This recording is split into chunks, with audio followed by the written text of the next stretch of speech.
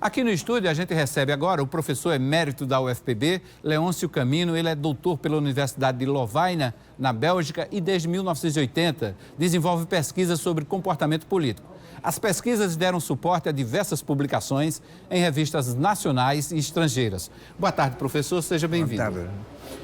Bom, professor, o que é que se estuda na psicologia política? Na psicologia política se estuda o fenômeno político. O que temos escutado agora, não? Esses cambios, tudo isso que é estudado. Mas em que sentido, qual é a especificidade da psicologia política? Pense que sempre na política o econômico é muito importante, na política as estruturas sociais, os grupos sociais são importantes, mas as pessoas vão a decidir também suas motivações, seus valores. Precisamente o que a psicologia política estuda dentro do fenômeno político é o indivíduo, é o sujeito, é suas motivações. Professor, Diga. o político brasileiro é um caso à parte para ser estudado? Eu não vim preparado para responder essa pergunta. Sempre nós achamos que o nosso, eu sou brasileiro também, cidadão há muito tempo aqui, tem suas especificidades. A verdade, o que mais me interessa a mim é o povo brasileiro. Que é o que está acontecendo? Por que vota o povo brasileiro? Sim. Quais são as condições que levam?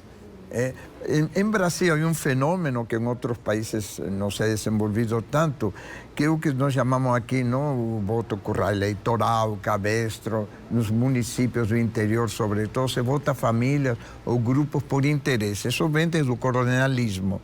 Isso, em muitos países hoje mais urbanos, já se perdeu isso. Isso é um elemento muito forte na política brasileira. Ainda há esse colonialismo? Olha, de uma maneira indireta, não é aquele antigo, não, onde você votava com voto aberto, tal, não, isso já acabou.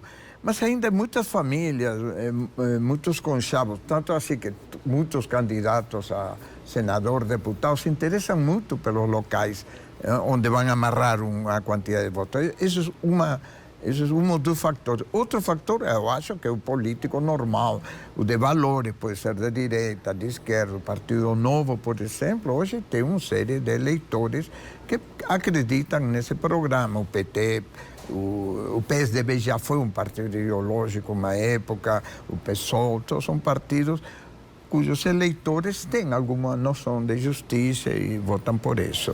A gente fala muito na polarização que existe na política brasileira. Sim. O PT representava um certo segmento ideológico e dominou aí o Brasil por 12 anos, 14 anos. Agora, a gente está falando de um governo mais centro-direita, mais à direita. É cíclico isso, historicamente? Olha, o que seria cíclico, se você pensa, por exemplo, Jânio Quadros, você pensa em Collor, são momentos em que no país, no Brasil, há um desestímulo pela política. Aí vão aparecer figuras que são eleitas.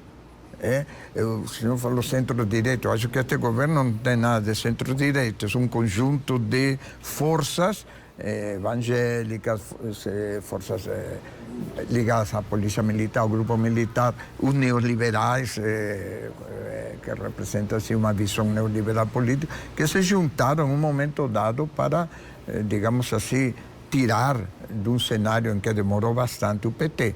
Seria isso. Então, há uma forte polarização.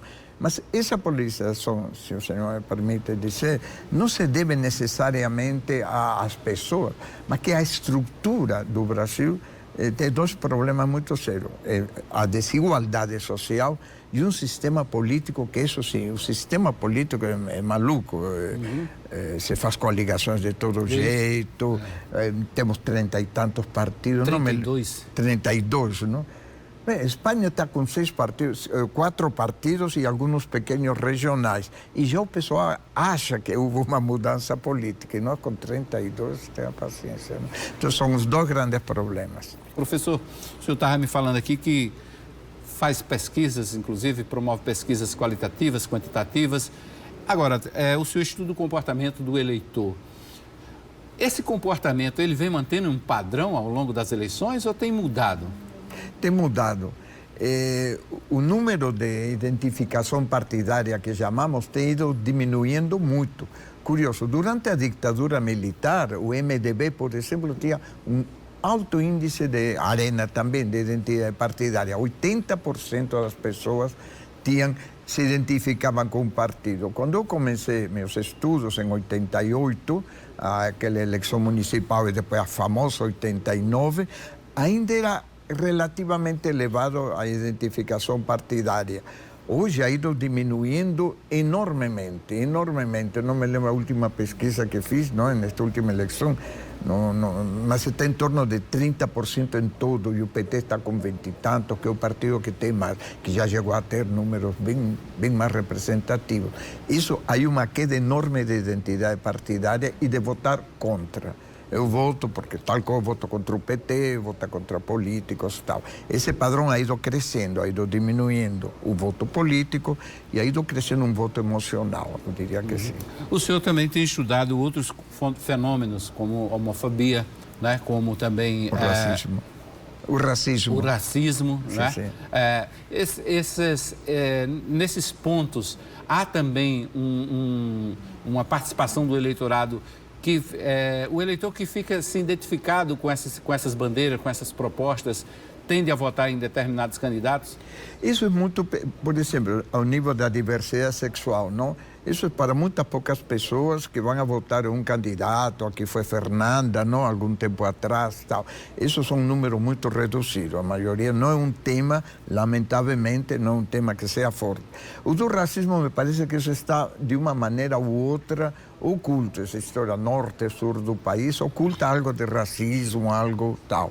Mas também não é um fator declarado. Não, politicamente correto. Hoje não, hoje se está falando mais, estamos voltando um pouquinho mais a um certo primitivismo nessas expressões, não? Mas não seriam esses dois fatores assim, diríamos, abertamente. Embora o movimento religioso hoje evangélico, sim, pode estar influenciando 30% de eleitores em temas, por exemplo, o aborto, sim, é um tema importante que pode estar influenciando